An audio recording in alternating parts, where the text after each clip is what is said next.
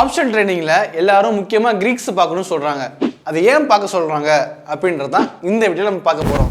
இப்போ நீங்க ஆப்ஷன் ட்ரேடிங்ல ஒரு ஸ்ட்ரைக் பிரைஸ்ல ஒரு பிரீமியம் அமௌண்ட் வாங்குறீங்க. அந்த பிரீமியம் அமௌண்ட் ஏறுது. அது எப்படி ஏறுது அப்படின்னு கால்குலேட் பண்றது தான் இந்த கிரீக்ஸ் யூஸ் பண்றாங்க. எக்ஸாம்பிளுக்கு நீங்க ஒரு ஸ்டாக் வந்து 100 ரூபாய்க்கு வாங்கிருக்கீங்க. அதே மாதிரி ஆப்ஷன் ட்ரேடிங்ல ஒரு பிரீமியம் அமௌண்ட் 1 ரூபாய்க்கு ட்ரேட் பண்றீங்க. இப்போ 100 ரூபாயிலேருந்து அந்த ஸ்டாக் வந்து 101 ரூபாய்க்கு போகுது அப்படின்றத நீங்கள் பார்த்துக்கலாம். இதே இது நீங்கள் அந்த ட்ரேடிங் பண்ணுறப்ப 1 ரூபாயிலேருந்து ஏறுறதை கால்குலேட் பண்ணுறதுக்கு தான் கிரீக்ஸ் யூஸ் பண்ணுறாங்க. ப்ரீமியம் அமௌண்ட்டை 2 விதமாக கால்குலேட் பண்ணலாம். ஒன்று intrinsic value and extrinsic value. இன்ட்ரின்சிக் வேல்யூனா ப்ரைஸ் மூலமாக அதை கால்குலேட் பண்ணலாம். அதாவது எப்படின்னா எக்ஸாம்பிளுக்கு இப்போ நீங்கள் ஒரு ஸ்டாக் வந்து வாங்கினேன்னு வச்சுங்களேன், அதோட ஸ்டாக்கோட புக் வேல்யூ தான் ஒரிஜினல் ப்ரைஸாக இருக்கும்.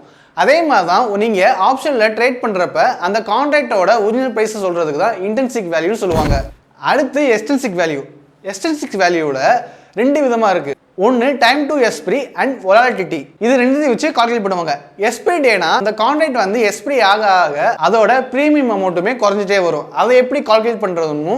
வொலாட்டிலிட்டினா இப்போ அந்த ஸ்டாக்கோட அதாவது அந்த கான்ட்ராக்டோட பெரிய நியூஸ் எதுவும் வந்துச்சுன்னா நிறைய மாற்றங்களை ஏற்படுறதுக்கான வாய்ப்பு நிறைய இருக்கும் அப்படின்றதுக்காக தான் அந்த வொலாட்டிலிட்டியை கால்குலேட் பண்ணுவாங்க. இது எப்படி கால்குலேட் பண்ணணும்னு கேட்டிங்கன்னா 5 கிரீக்ஸ் மூலமாக கால்குலேட் பண்ணலாம். அது என்னன்னு அடுத்த வீடியோவில் பார்க்கலாம். இந்த வீடியோ உங்களுக்கு யூஸ்ஃபுல்லாக இருக்கும்னு நினைக்கிறேன். இந்த மாதிரி ஷேர் மார்க்கெட்டை பற்றி மோர் அப்டேட் வீடியோஸுக்கு மைத்ரா சேனலை ஃபாலோ பண்ணுங்கள்.